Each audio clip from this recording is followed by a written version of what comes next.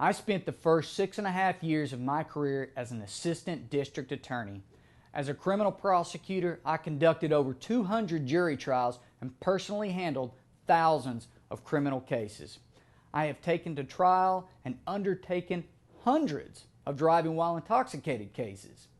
Now, during this time, I worked side by side with DWI investigators and police officers trained in DWI detection.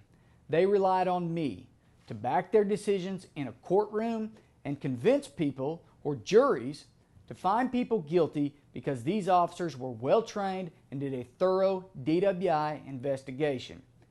In addition, I was a guest speaker and a court practitioner at the police academy.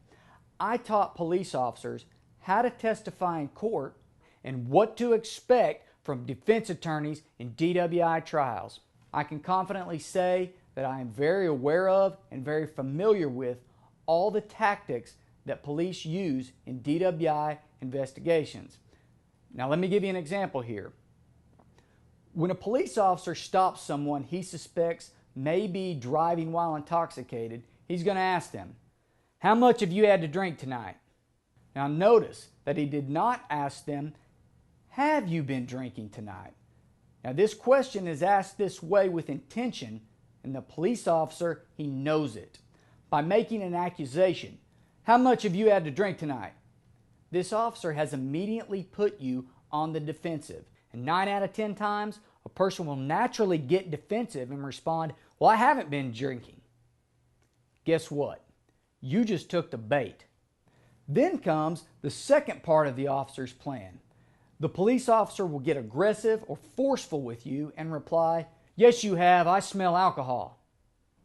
And 9 out of 10 people, they're then going to back down because they don't want to make the officer mad and seem uncooperative. They're going to say, "Well, I've had a couple of drinks." Now, two things have just happened. One, you have admitted to drinking.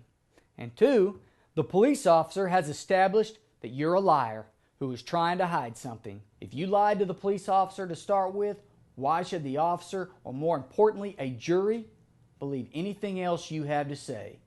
And all this has occurred within the first 30 seconds of the stop.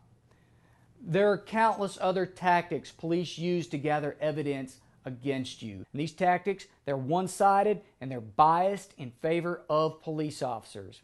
I know how these tactics work, and I know how they can be used to your benefit.